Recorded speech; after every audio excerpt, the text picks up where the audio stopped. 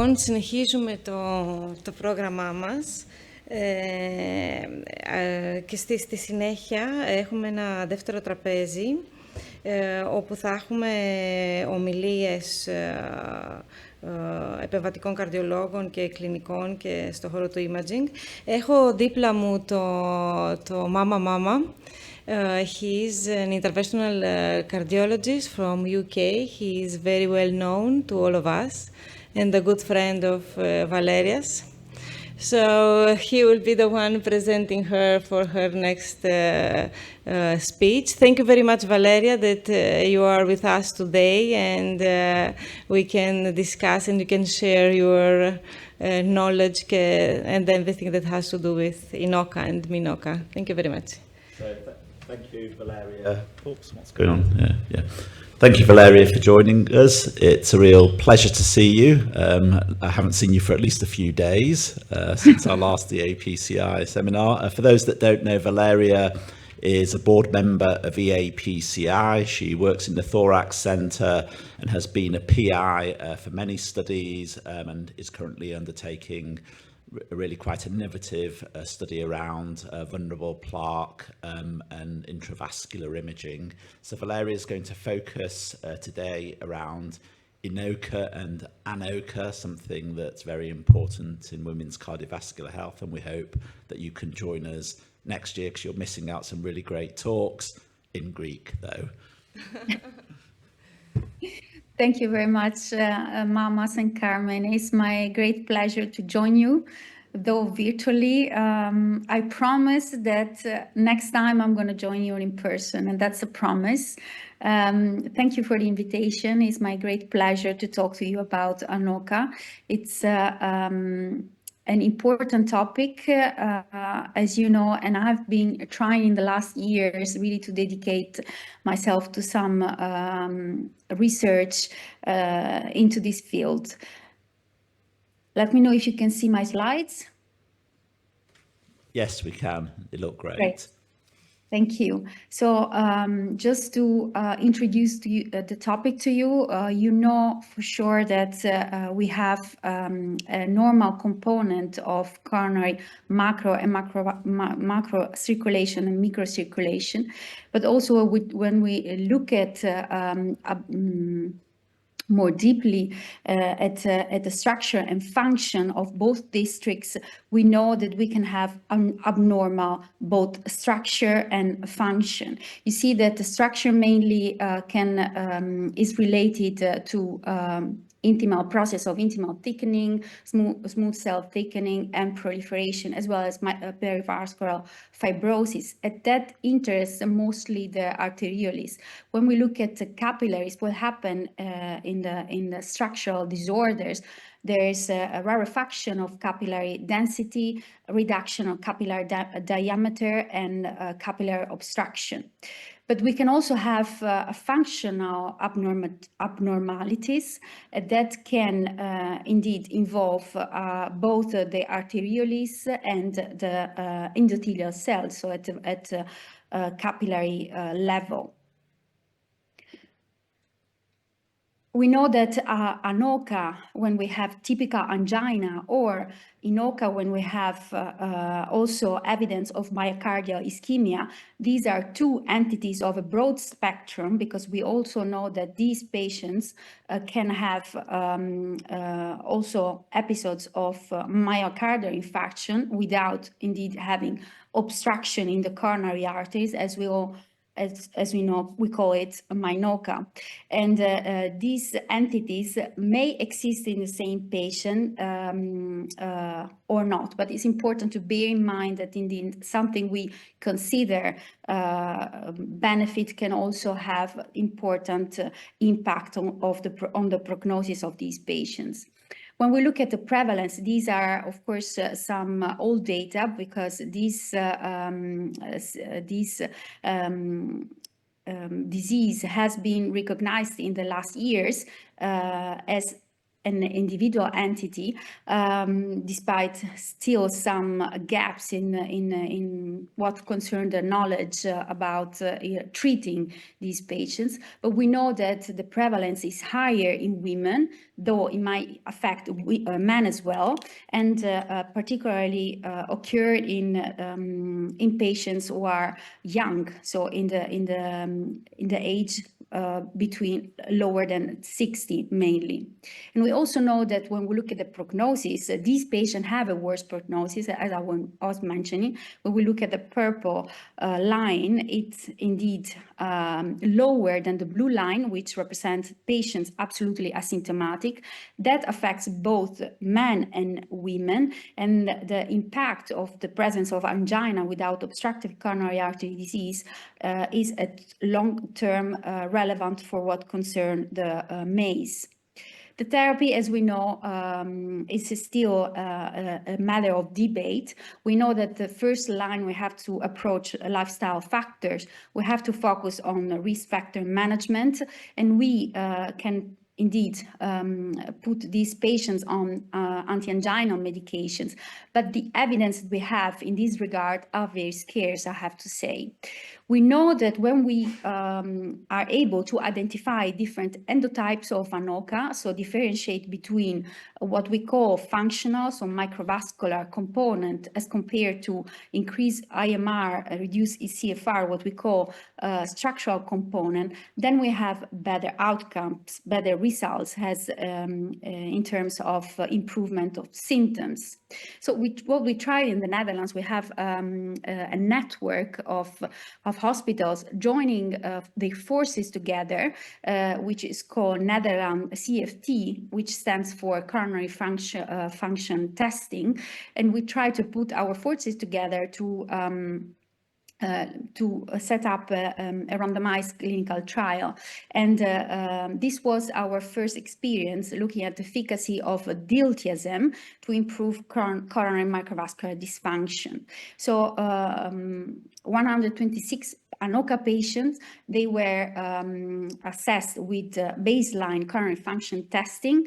In case of indeed presence of microvascular dysfunction, the patients were randomized to either placebo or diltiazem with a crescendo doses up to 360 milligram DA. And after 6 weeks, we perform a follow-up coronary function testing and then look at the primary endpoint, which was indeed the normalization of one of the abnormal endotypes. I want to focus on the aspect that this was the first trial performing a coronary function test at 2 time points, so before the medication and after medication. It's quite a challenge to have these patients undergoing again a coronary function testing because some of them really experience important symptoms. We consider acetylcholine spasm provocation test as positive in case of for epicardial spasm, in case of recognizable complaints, ECG modification, and a vasoconstriction in the epicardial district more than 90%. We talk about microvascular spasm if we have the first 2 components, and we can have some vasoconstriction of the epicardial district, but not reaching the 90%. And then the patient were also assessed for adenosine bolus thermodilution, looking at the coronary microvascular dysfunctions, or CFR lower than 2, and or presence of EMR higher than 25. The primary endpoint was not met in the sense that there was no difference in terms of placebo or diltiazem in the whole cohort. However, when we look at the secondary outcomes, we saw that there was a reclassification mainly of the epicardial spasm, that after the treatment with the diltiazem, we had a decrease of epicardial spasm percentage and increase of microvascular spasm percentage.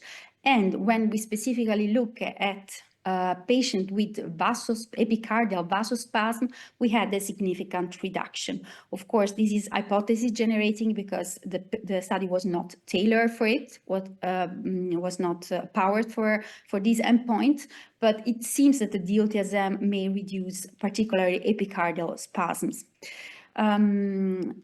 It's important to say that the parameters we have been using to classify these patients are surrogates of flow and resistance.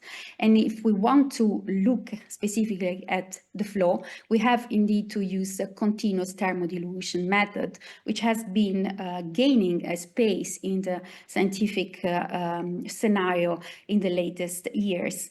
So you can see here how we perform this invasive evaluation. So we introduce a pressure wire in the coronary artery we want to assess, then a microcatheter monorail which has some side holes, and we place it at the beginning of the coronary artery. So it should be at least 6 centimeters between the tip of the microcatheter and the sensor. And then we inject saline and we look at what happened at the flow. You see that when we inject saline, the temperature drops, and then it reaches a steady state when the temperature of the saline we induce mix with the blood. After that, we stop that's the steady state, sorry. After that, we withdraw the sensor, and at that point, we see that the curve is going up. So basically, with this equation, we measure the flow, the absolute flow in the coronary artery, which comes from these variables, which are the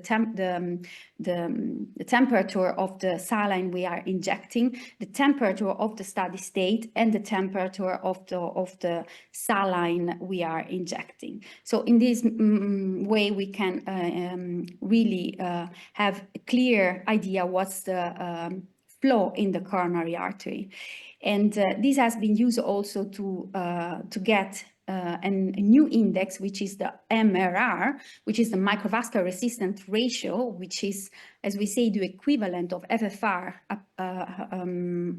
applicable to the microvascular resistance when we look at the ratio between the infusion rate at the condition of rest at 10 millimeter per minute and infusion rate at 20 millimeter per minute.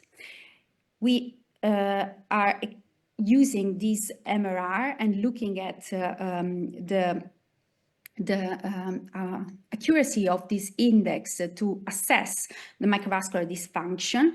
We were able to classify patients with abnormal MRR and lower than 2.1, as well as patients with without microvascular dysfunction, so patient with an MRR more than 2.7. We still have a gray zone that we need to assess better in further studies.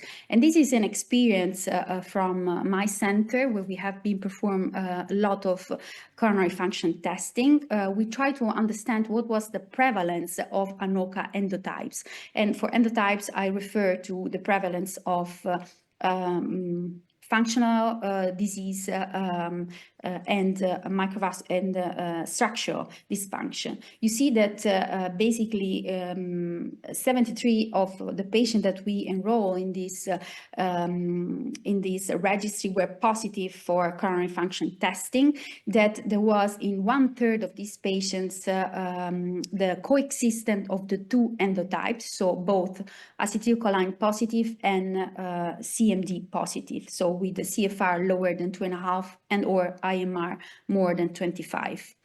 What's important is when we try also to understand the relevance of absolute flow in different ANOCA endotypes, and when we specifically look at isolated coronary microvascular dysfunction, so structural alteration of the microsystem, we found a significant difference in terms of absolute flow, which was reduced in the patient having this isolated CMD, and the resistant was higher in this subgroup. But we saw no difference in isolated functional disease as expected.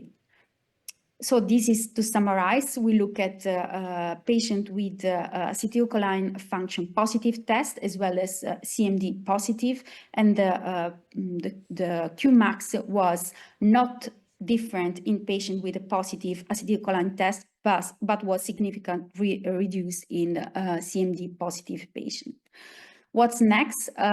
Again, we will perform a randomized trial, in this case focusing on patient with epicardial spasms, and we will treat this patient with the bosentan, as you know, endothelial 1 receptor antagonist, because in this patient we know that that there is a prevalence of dysfunctional endothelium, and we will use the same strategy we had for the EDIT CMD. So the patient will be assessed with this functional testing before and after the treatment. So to conclude, ANOCA should be treated in dedicated clinic and in dedicated clinic where symptoms can be assessed invasively. ANOCA is a complex entity which requires quantitative, standardized, accurate, precise, and operator-independent measures. And I think the new index of flow and resistance based on continuous thermodilution outperform, but really can give better insights in diagnosis of these patients. Thank you. So thank you, Valeria. Great talk as always. I open it for discussion and questions. Maybe I can start with the first question. I mean, we saw at the ACC that the Warrior trial was published. So this was a trial in patients with ANOCA and INOCA, looking at, well, depending on whether you consider it primary or secondary prevention and the impact on outcomes. And many people see that the Warrior trial was a negative trial. And some people would say, well, that means that we shouldn't be treating women aggressively with secondary prevention that have either ANOCA or INOCA. How would you interpret the results of the Warrior trial in this population group? Thanks, Mama. I think it's a great question. I mean, of course, the aim of the treatment in these patients is to reduce symptoms and quality of life. This should be our target. When we include in trials in this study a broad population with different endotypes, and we are not able to target their medications, and as I tried to show in my presentation, our knowledge of the best treatment for these patients is very limited. I think we will end up in negative trials saying that probably we should do nothing. But my concern is that we are probably not tailoring the perfect medications for different ANOCA endotypes.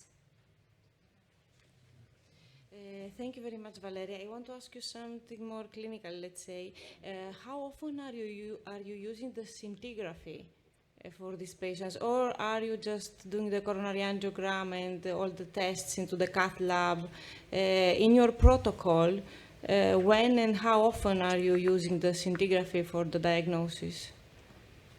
Thank you so much, Carmen. This is something we have been discussing also in the, let's say, in our working group in the Netherlands about the shift we have seen in the latest years.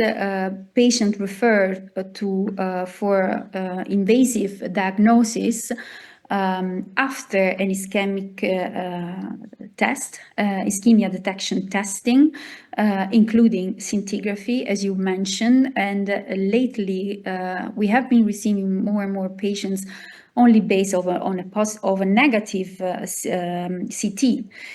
So I think the population now, it's more ANOCA because we don't have proof of ischemia on ischemia detection testing, but the patient have symptom, the patient have a negative CT, so they are referred for invasive diagnosis.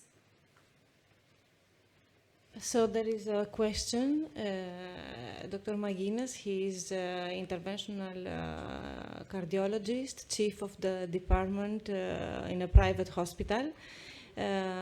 So he also has a question for you. I congratulate you for doing this very interesting invasive study. And I wanted to ask you, the goal, of course, is decreasing symptoms and possibly in events. In your population, did you see any difference in symptomatology, and did you correlate it with subtypes of the aorta patients? Thank you very much. We haven't looked specifically in this single center population at reduction of symptoms in different endotypes, because as I showed, probably is the endotypes subgroups is quite limited, but in the broad population, we plan to look at indeed the older population, the register. We have joining forces with other Dutch sites. We have been looking at improvement of symptoms according to different endotypes. I think it's important to understand indeed what should be the right therapy for each endotype and how that impacts on symptom. But we have been collecting quality of life testing for all these patients, and we're going to look into that. So thank you very much for your participation, and we hope you will be with us next year. See you My soon, pleasure. Valeria. Bye-bye. Thank you. Thank you. So we will continue. So our next speaker is Dr. Iacovu. He is interventional cardiologist, chief of the department of interventional cardiology in Onasio Hospital, and we will continue with a different topic. His talk is percutaneous valve interventions. Are there differences in women? Thank you very much for being with us, and we are waiting for your presentation. Thank you. Good afternoon, and I hope I'm here well. I'm sorry that I cannot be physically in this conference. Unfortunately, I'm occupied in another assignment that we have in another conference, but I'll do my best to make amends. This is a very interesting topic because we're talking about valvular heart disease and cardiovascular disease, which is the leading cause of death in women. 1 out of 4 women in USA die from cardiovascular disease, and of course the main drivers is ischemic heart disease, and the risk factors: hypertension, dyslipidemia, diabetes, but also we have the rheumatic heart disease in patients with low socioeconomic disadvantage. And we know the cardiovascular mortality in women of course, as in men as well, is decreased because due to the developments of prevention, but also in the treatment of ischemic heart disease, but also in valvular heart disease. But it's interesting that especially in women, the cardiovascular mortality slows down in the last few years, and this is mainly due to the increased age of women and the higher prevalence in this population of valvular heart disease, among other drivers of mortality and morbidity like neurologic symptoms, atrial fibrillation, and stroke. So there are certain approaches how do you deal with these valvulopathies in women. I think they have something in common, that this valvular heart disease are more common in women as opposed to men. All the women tend to be more symptomatic when they are diagnosed, and once the valvular heart disease is diagnosed, then they could have mostly more rapid progression as opposed to men. And let's break down these findings. So in aortic stenosis, women tend to have less calcifications, higher fibrosis score. They have smaller annuli and the low coronary height, making the treatment of the disease with TAVI more difficult. And of course, they have a normal geometry and concentric remodeling in contrast to concentric hypertrophy or eccentric hypertrophy that we see in men. So we have more extracellular volume, more diffuse marital fibrosis, and we have more paradoxical flow states and lower grades, and that makes them more difficult to diagnose. And there are, of course, certain factors that contribute to low flow states in severe aortic stenosis, like the diastolic filling, the longitudinal systolic function, and atrial fibrillations, and disease in the mitral valve, like regurgitation stenosis and tricuspid regurgitation.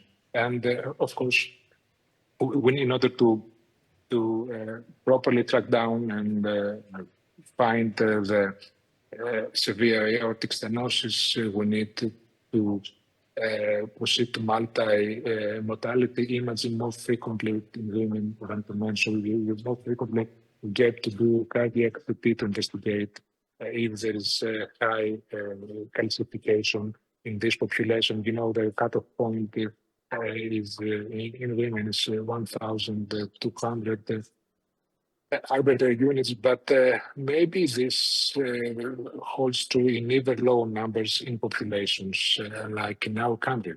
And we know that most of these frail ladies we need to undergo TAVI procedure, and it's interesting that in these situations, TAVI in aortic stenosis in women have higher success rates, lower mortality, lower conversion to open surgery, lower valvulization, and maybe a lower residual regurgitation and pacemaker dilatation on the expense of higher rates of vascular complication, mainly triggered by the smaller vessels that we use in order to do the procedure. So this is our data from approximately 1,900 TAVI patients. The majority, 53%, are males, 47% females with relatively lower pacemaker rate, as in the other studies, lower PVL and low mortality rate in both groups in accordance with the data that we have from TDP registry and the European register. So this is a typical presentation of a petite lady with small annuli. Some years ago, showing mitral flow number 19 was implanted by the surgeon. There was no, they couldn't perform some of the aortic annulus enlargement techniques because of several technical issues, because of bypass surgery. Patient is on chronic renal failure, high logistic and STS score.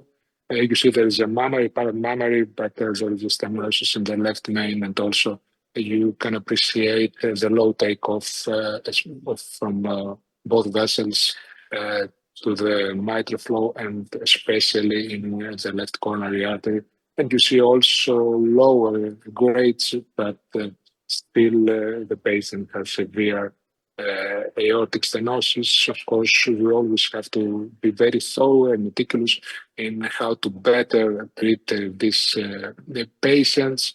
You see that we are dealing with mitral flows, so the cusps of the valve are outside of the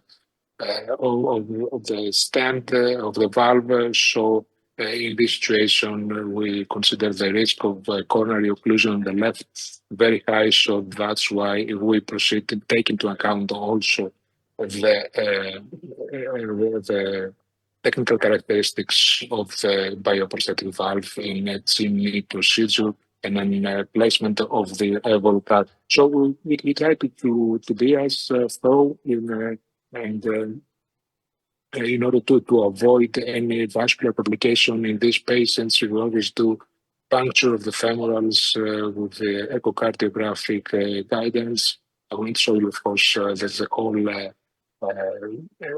recording, but the idea is to find the proper projection, to place the valve, do as little maneuvering as possible, and to place the stand and which is followed by balloon dilatation in order to dilate the valve and to find piston balloon inflation with both the valve and the valve balloon and the balloon of the stand in the left main in order to avoid any possible longitudinal deformation of the stent. And we know that women with aortic stenosis have higher long-term mortality than men. This is the expected versus observed survival rate. This is data from Mayo Clinic, and from this UK registry, we see that despite the higher age, the standardized mortality, women are less likely to be treated. And when it happens, actually it happens with a delay in this situation, in this smaller Sterling registry. So women as opposed to men have a higher procedural waiting time. But on the other hand, the incidence of aortic stenosis is similar in men and women, so it's a clear issue of under treatment. Maybe this is due to high prevalence of hypertension, advanced kidney disease, because the CTs, the workup, the coronary angiogram is getting delayed by these factors, or other factors that we should all take into account and don't delay the timely treatment of these patients, because these patients need to be treated with TAVI, lower mortality with TAVI, and so this is meta-analysis for randomized trials by Freinulis et al. And there are anatomic challenges of TAVI in women. Female sex is associated with smaller angular and NVOT dimensions, but not annular dimension. This should be taken into account. What we're talking about when we talk about small aortic annulus is the aortic annulus area of less than 430 square millimeter, the prevalence around 30 to 30% of TAVI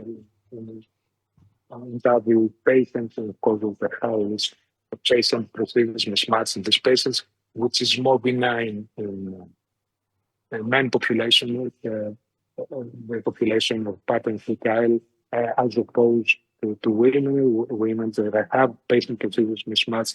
If it's severe, this case prognostically important information.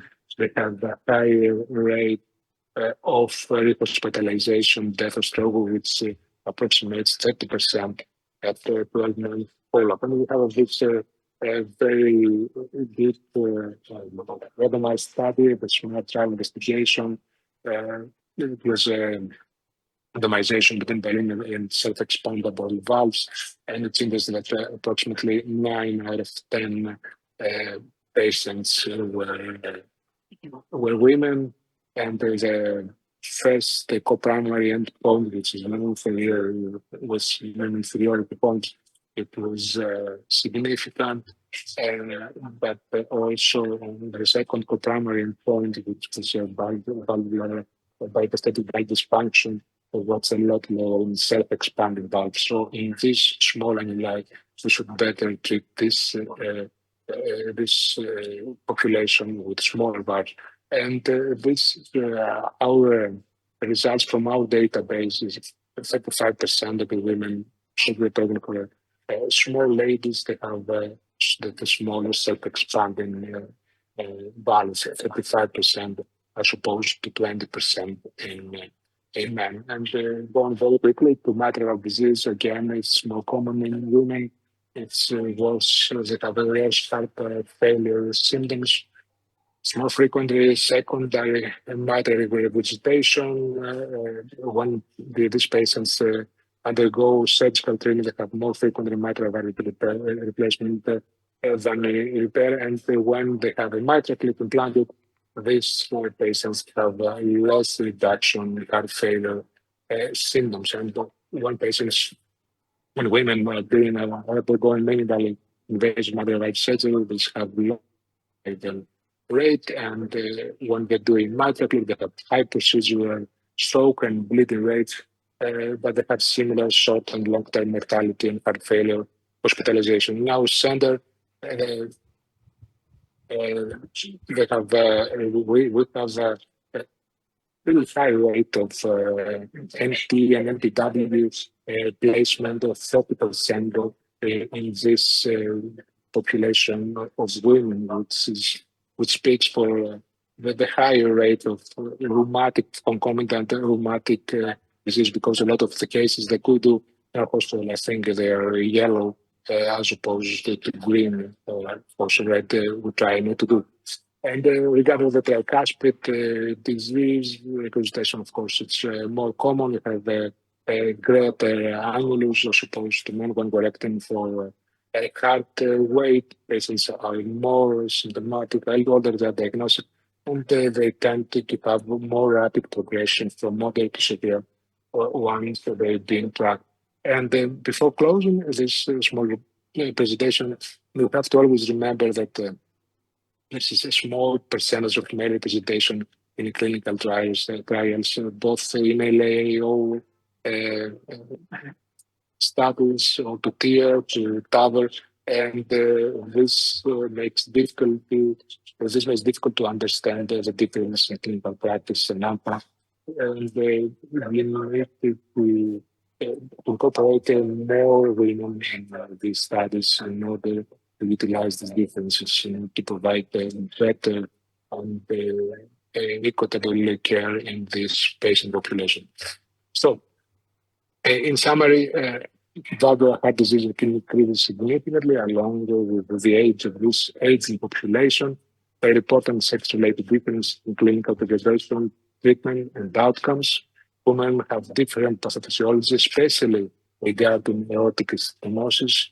We need to do proper, sometimes multimodality imaging for diagnosis and early and proper treatment. Of course, we should, at the same time, we should advocate for the inclusion of more women in the studies, on the current studies, but also on the planned studies in order to provide better timely treatment of this patient population.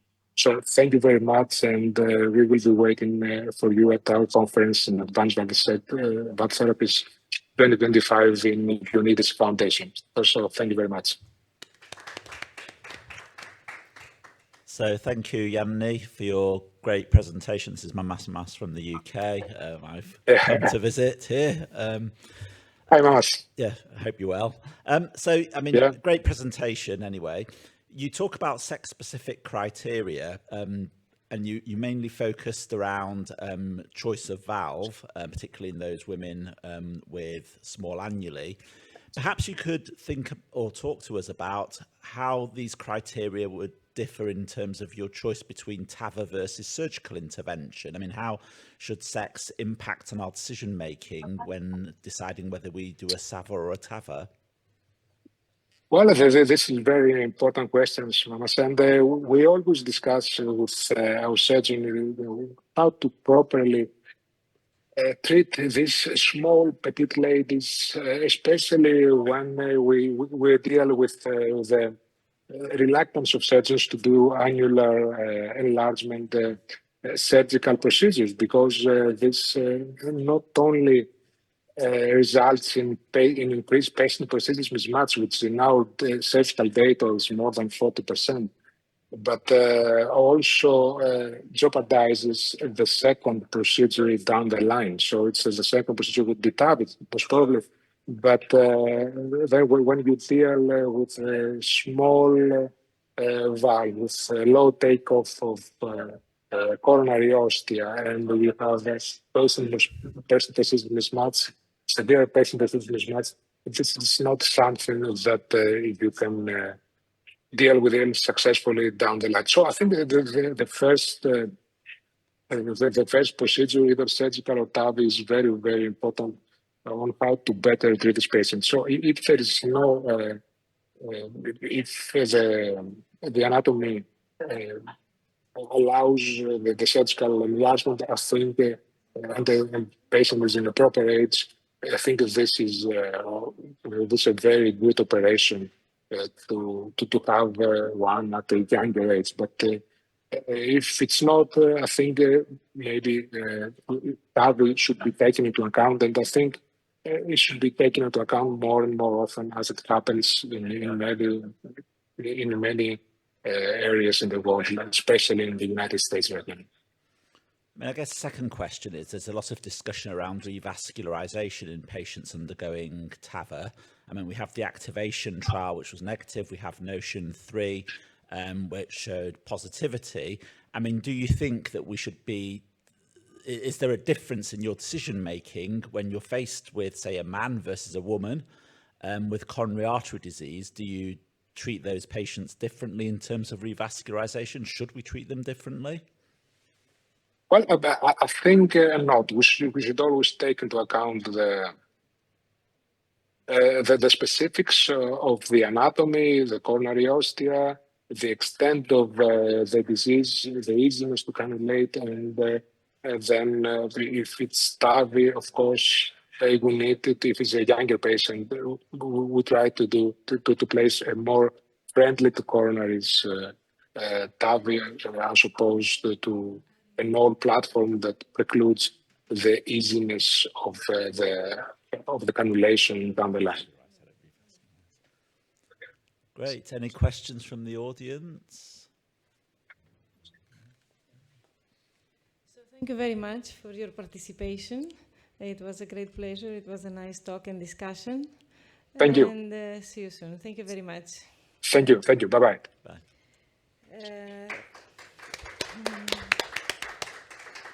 Θα προχωρήσουμε λοιπόν στην τρίτη ομιλήτρια, την κυρία Κεραμιδά. Η κυρία Κεραμιδά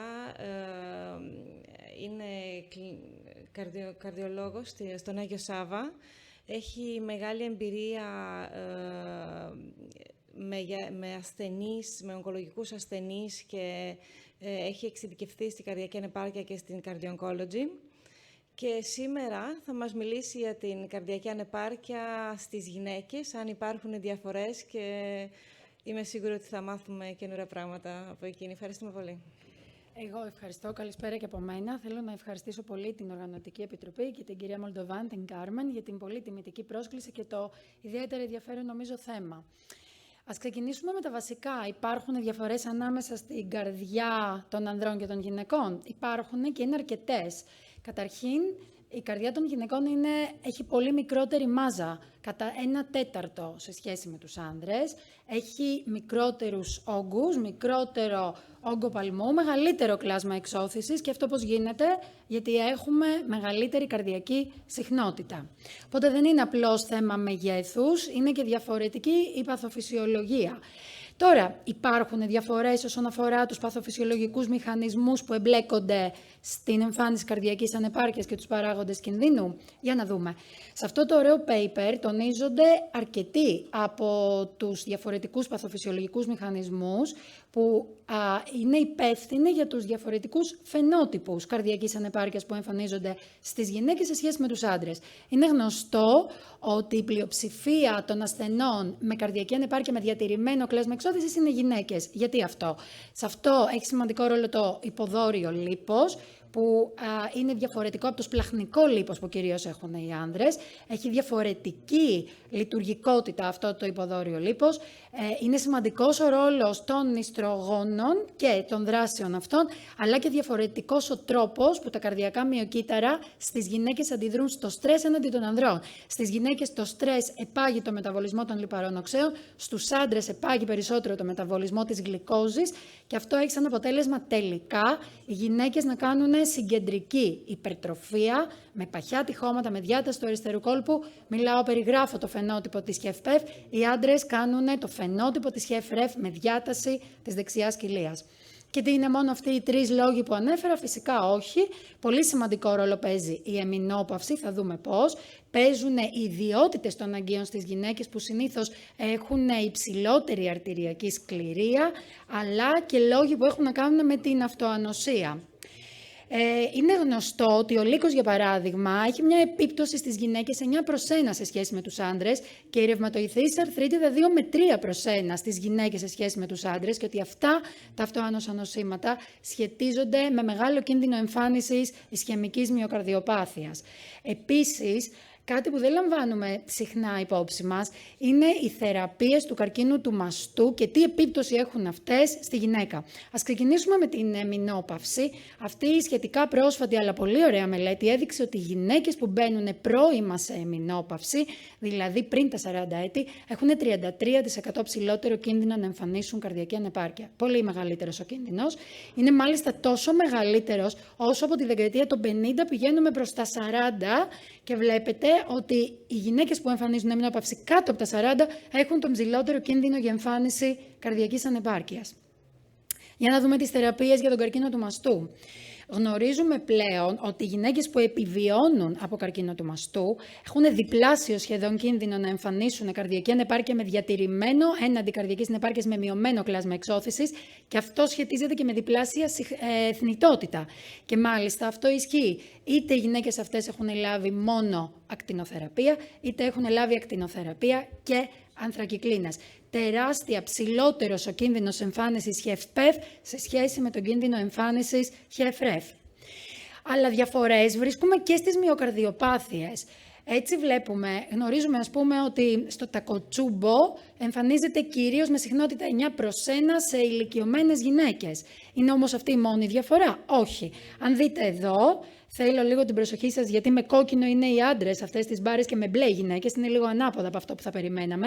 Φαίνεται ότι συνήθως οι γυναίκες έχουν ένα trigger το οποίο είναι emotional, είναι συναισθηματικό. Το στρες, τους άντρες είναι σωματικό, όμως έχουν καλύτερη ενδονοσοκομιακή θνητότητα οι γυναίκες στις 60 μέρες σε σχέση με τους άντρες, χαμηλότερο ποσοστό καρδιογενούς καταπληξίας, ενώ οι διαφορές αυτές εξομοιώνονται long term.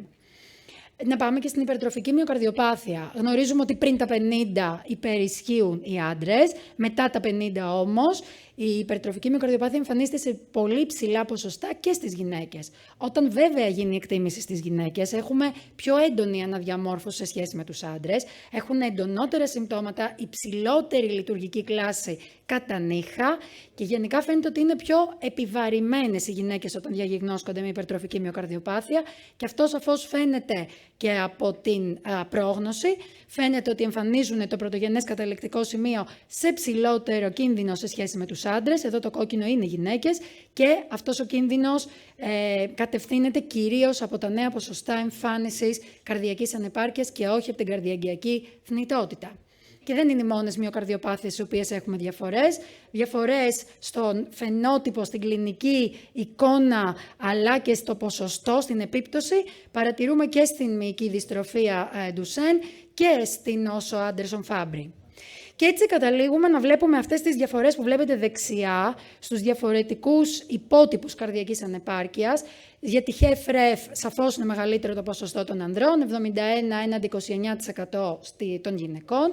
Στην HF με mildly reduced ejection fraction πάλι επικρατούν οι άντρες με 61%. Στη HFpEF είναι 2/1, σαφώς εμφανίζεται πιο συχνά στις γυναίκες. Ψηλή επίπτωση είπαμε στη μυοκαρδιοπάθεια τακοτσούμπο, ενώ κατεξοχήν σχεδόν φαίνεται 90% να έχουμε καρδιακή αμυλοείδωση, ειδικά από τρανσθυρετίνη στους άντρες και για την υπερτροφική είπαμε πώς αλλάζουν τα ποσοστά ανάλογα με την ηλικία. Υπάρχουν διαφορές στη HFrEF και την BEF ανάλογα με το φύλο όσον αφορά την πρόγνωση. Για να δούμε. Ας ξεκινήσουμε από την HFrEF.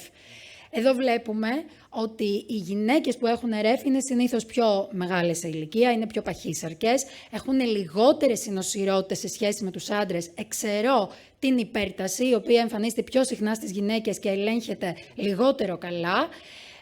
έχουν χειρότερη ποιότητα ζωής, παρά το ότι μπορεί να έχουν ίδιο κλάσμα εξώθησης και ίδιο επίπεδο νατριουρητικών πεπτιδίων, αλλά παρόλο όλα αυτά τα άσχημα έχουν χαμηλότερο κίνδυνο θνητότητας και νοσηλείας για καρδιακή ανεπάρκεια. Άρα τελικά μπορεί οι γυναίκες να ζουν περισσότερο από τους άνδρες, αλλά με χειρότερη ποιότητα ζωής όταν μιλάμε για HEF-REF. Στη HEF-PEF και στη HEF με mildly reduced ejection fraction τι ισχύει? Εδώ φαίνεται ότι οι άντρες έχουν χειρότερη θνητότητα από όλα τα αίτια και στην PEF και στην mildly reduced, ενώ δεν έχουμε καμία διαφοροποίηση όσον αφορά τις νοσηλείες για καρδιακή ανεπάρκεια ανάμεσα στα δύο φύλλα.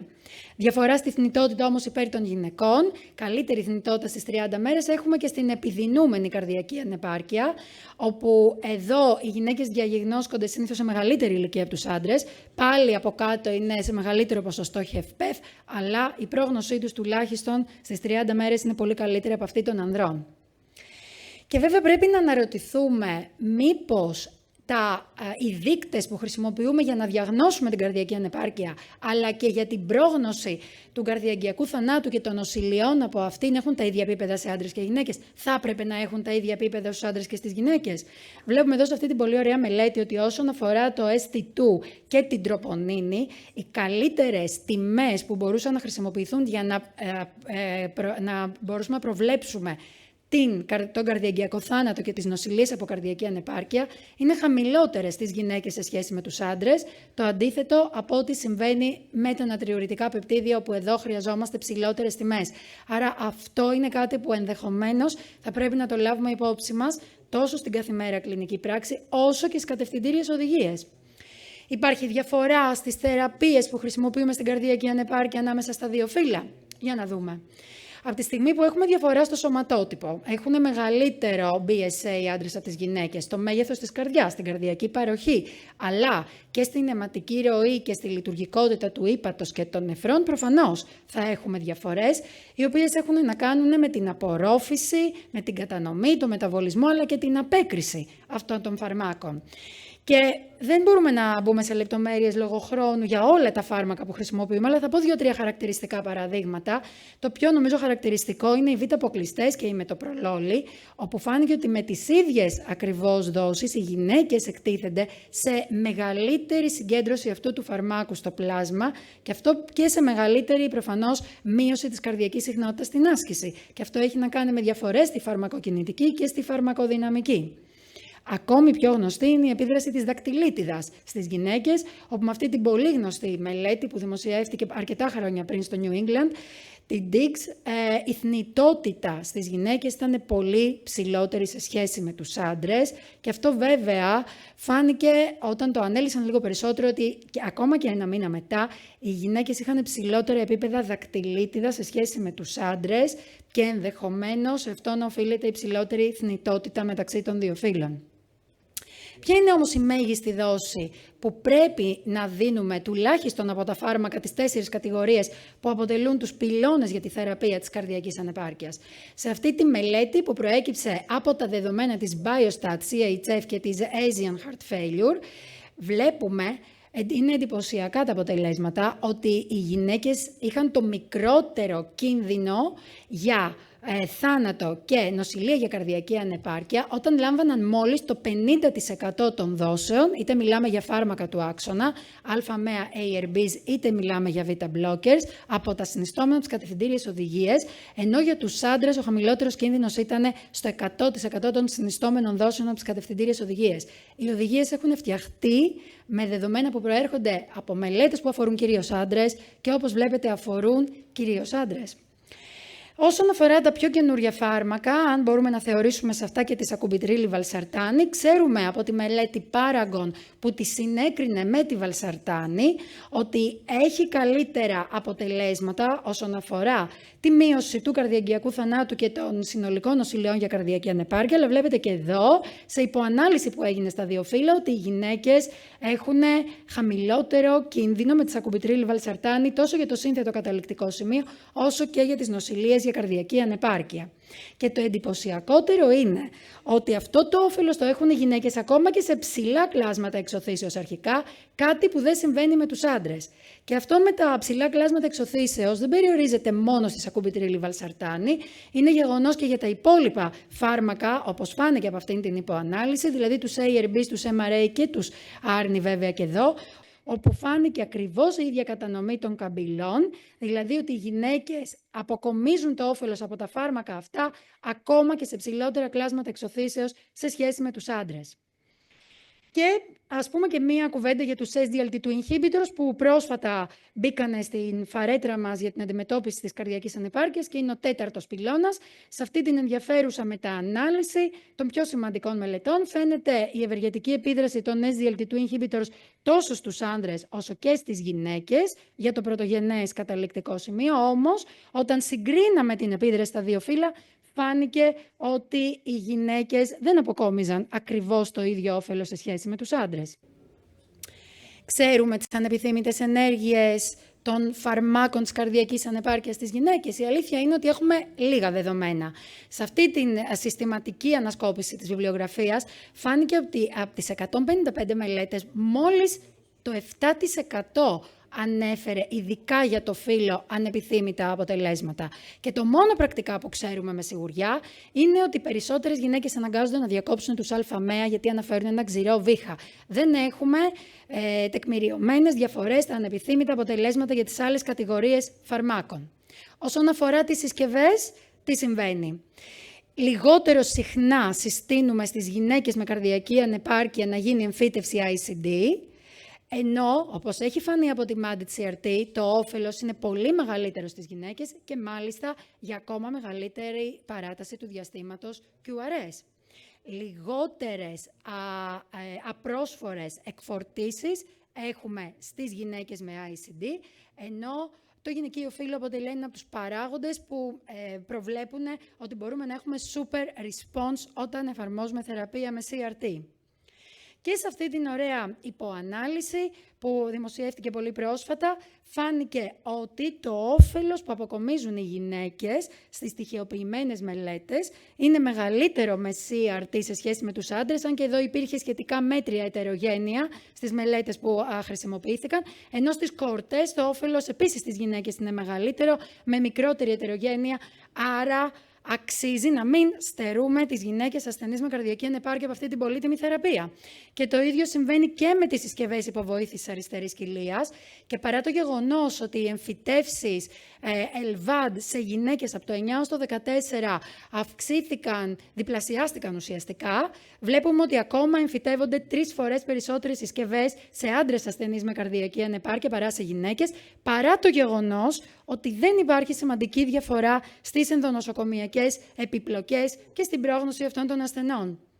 Και ένας παράγοντας που θα το εξηγούσε αυτό, δεν είναι ο μόνος, είναι ότι είναι πολύ χαμηλό το ποσοστό των γυναικών ασθενών που συμμετέχουν σε μελέτες με συσκευές υποβοήθησης αριστερής κοιλίας, λιγότερο από 30%. Τουλάχιστον τα πράγματα είναι κάπως καλύτερα στις λίστες αναμονής για μεταμόσχευση καρδιάς.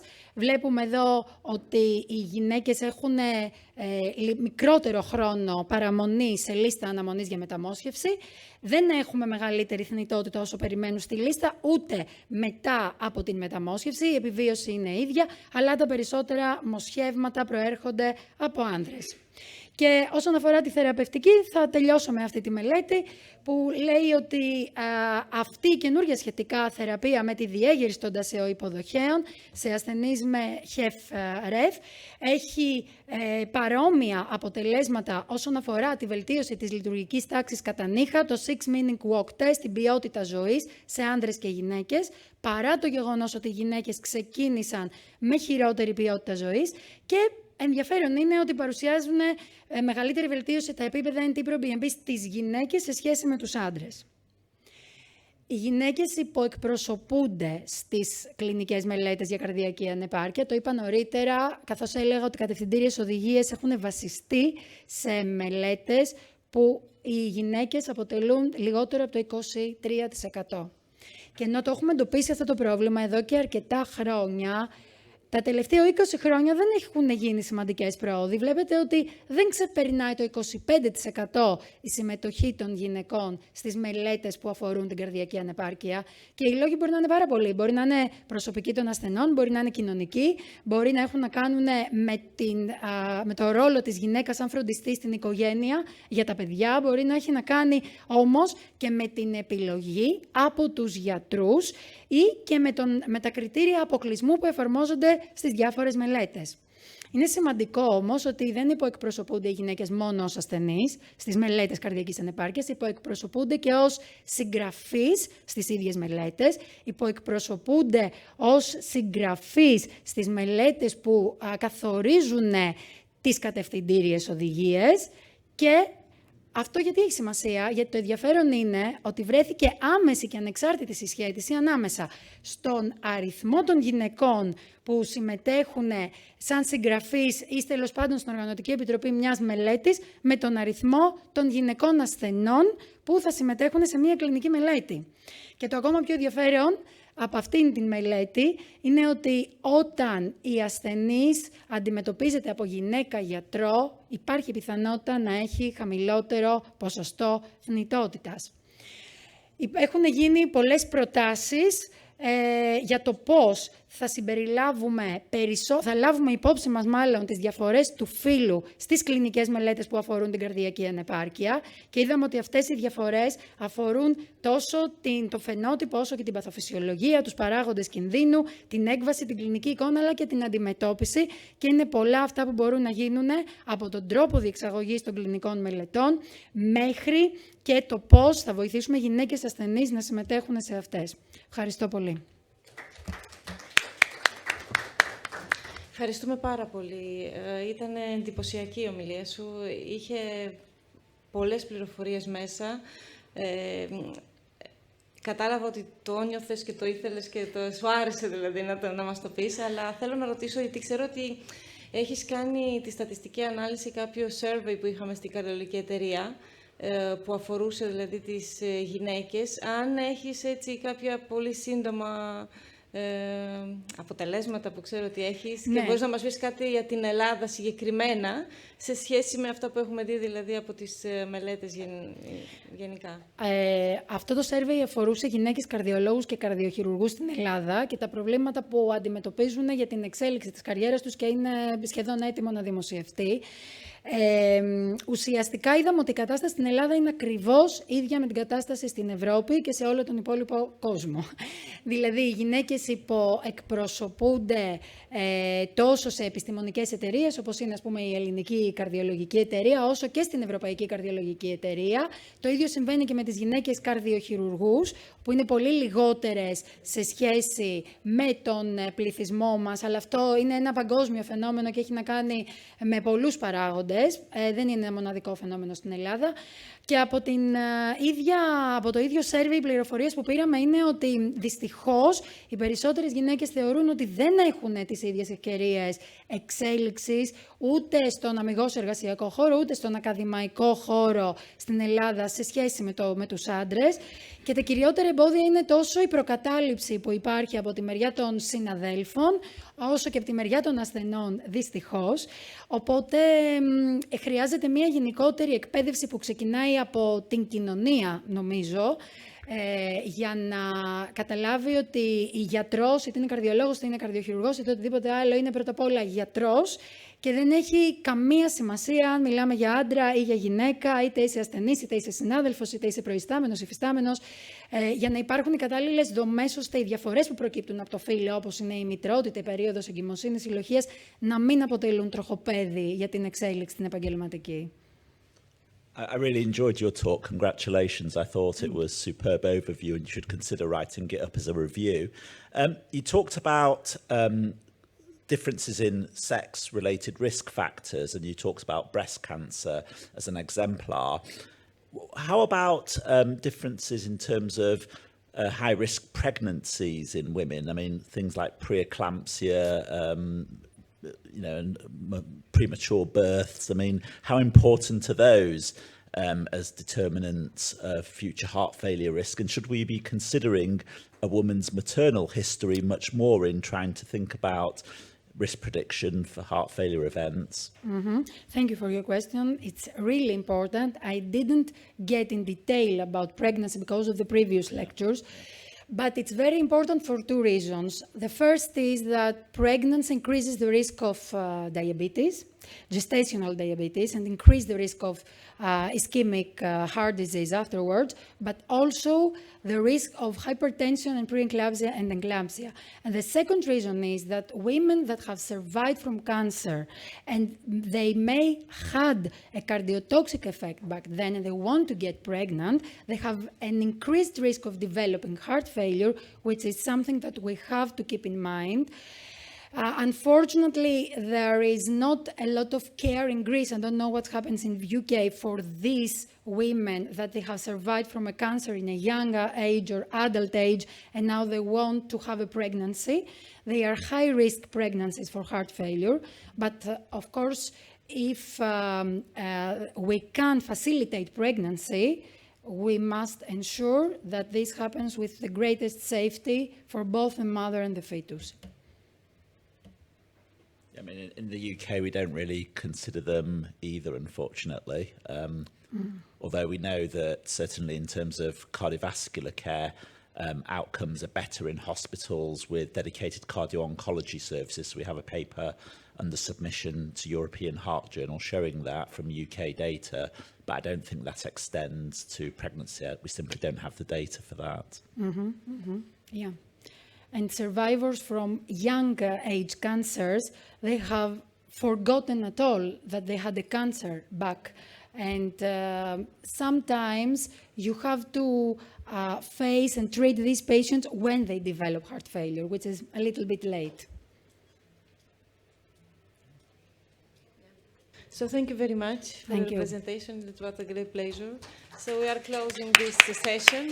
Thank you, mamas, being with us and for the nice questions. And we are changing now the next one.